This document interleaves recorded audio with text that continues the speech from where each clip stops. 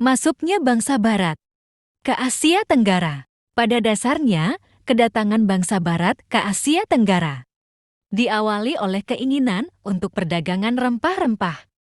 Dengan modal yang semakin menambah karena labanya yang tinggi, maka motivasinya semakin bertambah. Usaha perdagangan ini kemudian merambah ke hasil perkebunan yang pada saat itu laku keras di Eropa.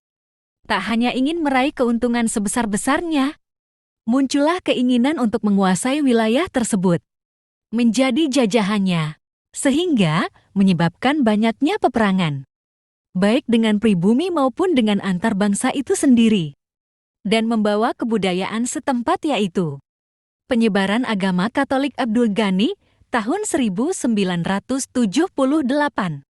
Tercatat, terdapat 5 bangsa yang pernah datang dan menjajah wilayah di Asia Tenggara. 5 bangsa tersebut, di antaranya yaitu Portugis, Spanyol, Inggris, Belanda, dan Prancis. 1. Portugis. Pada akhir abad pertengahan orang Portugis telah siap sebagai pimpinan usaha orang Eropa melaksanakan kegiatan pada rute perdagangan di Lautan Hindia. Pada saat itu, di bawah pimpinan Vasco da Gama, mereka menghadirkan diri untuk pertama kali di Samudera Hindia. Namun, keinginan Portugis justru menemui halangan dan rintangan. Portugis dihadapi perlawanan ketat dari pedagang Arab dan Muslim lainnya. Namun Portugis pun dengan cepat memperluas kekuasaan dan pengaruhnya. Dari Malaka, Albuquerque mengirim duta-duta ke Siam dan Burma.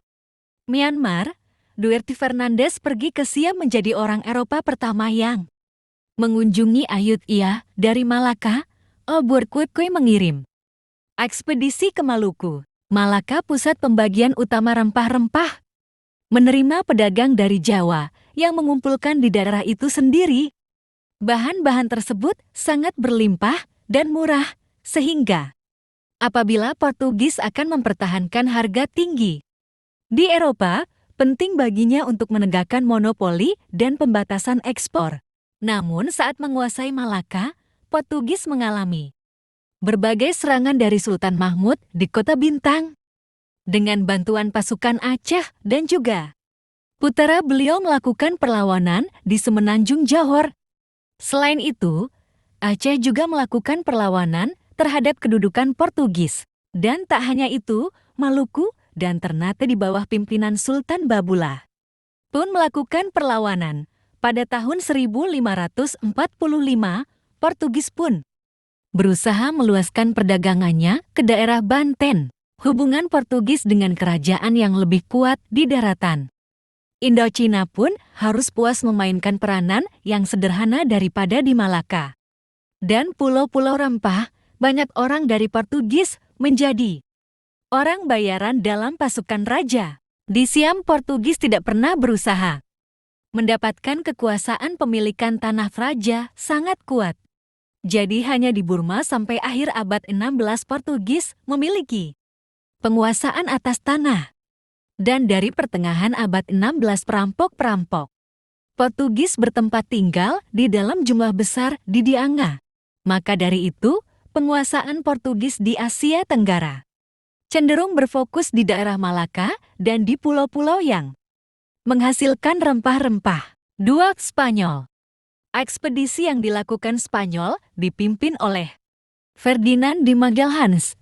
Awalnya, ekspedisi yang dilakukan Magalhães ini hanya dalam rangka keliling dunia. Pada tahun 1521, kapal Magalhães datang di wilayah Ternate dan tidur pada saat perjalanan pulang.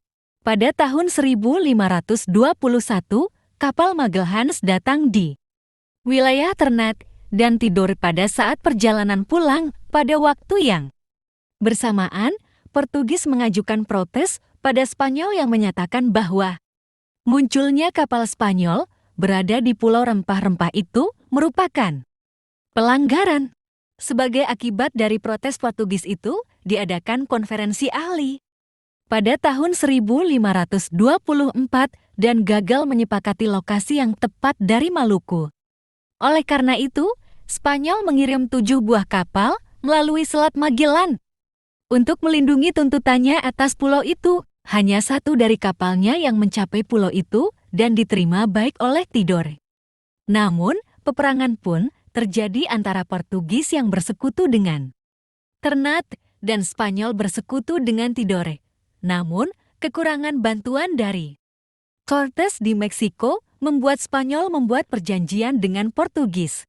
Hasilnya, yaitu Spanyol setuju menghentikan eksplorasi 17 derajat ke sebelah timur Maluku. Spanyol pun tidak patah arah akibat perjanjian tersebut dan membulatkan tekad untuk berlayar ke Filipina dan mendirikan Manila pada tahun 1570.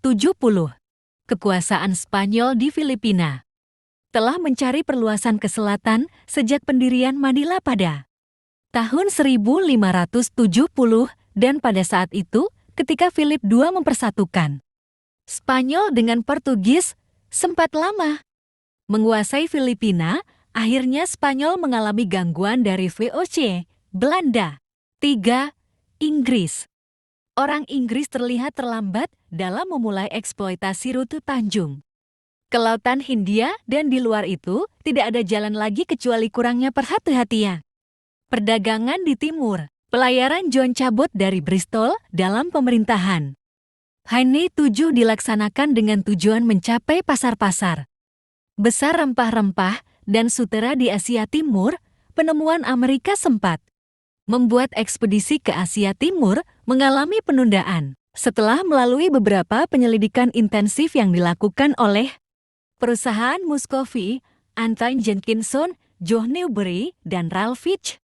Hingga pada abad 16 sampai pada kesimpulan bahwa saudagar-saudagar London menyadari bahwa satu-satunya jalan yang praktis adalah mengelilingi Tanjung Harap. Setelah sekian lama, kesulitan-kesulitan pun muncul menghalangi orang Inggris dalam rangka mengeksploitasi rute Tanjung Harapan ini selama bagian abad pertengahan pertama abad 16. Kekurangan pengetahuan mengenai perdagangan dan pelayaran di Samudera Hindia cukup menyulitkan Inggris. Walaupun pertengahan abad kedua itu, pengetahuan ilmu bumi sudah berkembang pesat, namun Inggris tetap saja mengalami berbagai macam kesulitan yang membuat tidak menghasilkan barang-barang yang laku dijual di negeri tropis itu. Hal ini dilatar belakangi oleh kekalahan armada pada tahun-tahun 1588 yang membuat para saudagar mengajukan petisi kepada ratu agar memperkuat perdagangan di rute Tanjung. Alhasil pada tahun 1587, Drake berhasil menangkap kapal Portugis San Felipe saat keluar dari Azores. Sementara itu, Inggris disibukkan dengan usaha memperluas ruang lingkup perdagangan mereka. Mereka telah menemukan bahwa cara terbaik mendapatkan rempah-rempah adalah memuat barang-barang katun dan candu dari India untuk dijual di pelabuhan rempah-rempah Nusantara. Pengiriman Hope pada tahun 1611 untuk mengadakan perdagangan di Teluk Benggala dan Teluk Siam. Pelayaran ini membuka lembaran baru dalam sejarah perusahaan India Timur yang mampu membuka kantor dagang Inggris di Masulipatam, di pantai Coromandel. Di Siam, kantor dibuka di daerah Patani yang berada di Semenanjung Malaya. Namun dalam kekuasaan Siam dan di ibu kota, Ayutthaya, hubungan perusahaan Hindia Timur terbuka dengan Burma sejak kantor dagang di Masulipatam mengirimkan pembantunya ke Pegu untuk menuntun barang-barangnya. Sejak itu, persaingan antara Inggris dan Belanda dalam hal perdagangan rempah-rempah dimulai. 4. Belanda. Dalam usahanya untuk mengadakan pelayaran dan perdagangan di Hindia Timur, Belanda pun sempat menghadapi berbagai macam halangan dan rintangan. Selama kurun waktu tahun 1601, tak kurang dari 15 armada yang seluruhnya berjumlah 60 kapal telah berlayar ke Samudera Hindia. Ketika Belanda menerima tugas untuk merengkuh perdagangan dari tangan Portugis, mereka sudah memiliki kemajuan tertentu yang menyebabkan mereka selangkah lebih baik dari saingan lainnya. penangkapan ikan nyayang sudah meluas yang berkorelasi lurus dengan pembinaan kapal yang baik. Namun, Belanda memiliki keraguan mengenai ekspedisi ini. Dikarenakan kekurangan pengetahuan mengenai pelayaran di Samudera Hindia. Pada tahun 1592, Jan Huygen van Linschoten yang sempat menghabiskan waktu di Portugis dan Goa selama 4 tahun kembali ke negaranya. Dengan membawa pengetahuan, dalam tahun 1595 ekspedisi pertama Belanda berangkat ke Hindia Timur. Melalui rute Tanjung, dibiayai oleh sebuah sindikat yang terkenal sebagai Compagnie van Veere. Ekspedisi ini dipimpin oleh Cornelius de Houtman yang beberapa tahun sempat menjadi pedagang di Lisabon. Dan dalam tahun 1600 Stephen van der Hagen menandatangani perjanjian penting pertama dengan orang pribumi. Perjanjian itu mengawali usaha Belanda untuk mengusir Portugis dan memonopoli perdagangan terhadap semua pendatang dari Eropa. Selain itu, pembentukan perusahaan Hindia Timur. Inggris meyakinkan Belanda bahwa hanya dengan suatu usaha nasional yang terpadu mereka dapat mengkonsolidasikan dan melindungi apa yang telah dicapai. Dengan penuh semangat waktu pertama kali mereka terdorong ke timur. Hal inilah yang mendorong terbentuknya perusahaan Hindia Timur atau VOC. Verlening de Oost-Indische Compagnie. Anggaran dasar perusahaan itu dilandasi oleh otorui dari Undang-Undang Kerajaan. Tanggal 20 Maret tahun 1602 yang mendasari pembentukannya. Perusahaan itu kemudian mengambil alih semua perusahaan yang didirikan di Hindia Timur oleh pendahulunya di daerah Ternate, Maluku, Banda, Banten, Gresik di pantai utara Jawa, Patani, dan Johor di semenanjung Melayu, dan Aceh di ujung barat Laut Sumatera.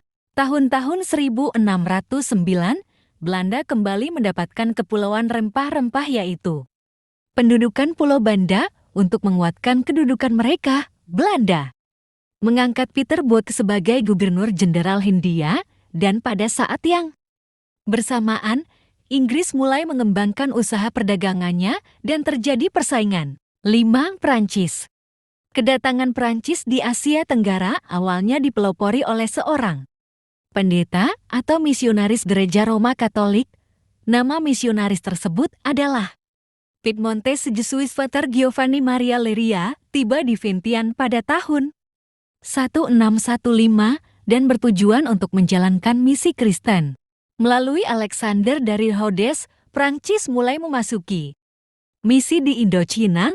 Usahanya menghimbau Paus untuk memberikan organisasi yang bebas dari Kristen Timur Jauh itu mengakibatkan ia berhadapan dengan oposisi Portugis, hingga ia berbelok pada bantuan Prancis. Kemudian pada tahun 1662, Prancis mendirikan basis operasinya di Ayutthaya. Dari sini misi-misi dikirim ke Kamboja, Annam, dan Tonking. Misi di Prancis di Ayutthaya telah mengirim pulang ke negerinya hasil suksesnya yang menyebabkan Istana Versailles terjadi perubahan agama. Ketika pada tahun 1682, Belanda memaksa semua saingan Eropanya untuk meninggalkan Banten. Segera setelah itu, Roma melarang misionaris-misionaris terlibat di dalam perdagangan, yang sangat mempengaruhi keadaan Prancis di Vietnam. Kegagalan campur tangan Prancis di Muang Thai menyebabkan keruntuhannya, dan pada tahun 1693 Vikariat Timur pindah ke Dominikan Spanyol di Manila. Demikianlah proses masuknya bangsa-bangsa barat seperti Portugis, Spanyol, Inggris, Belanda, dan Prancis ke Asia Tenggara.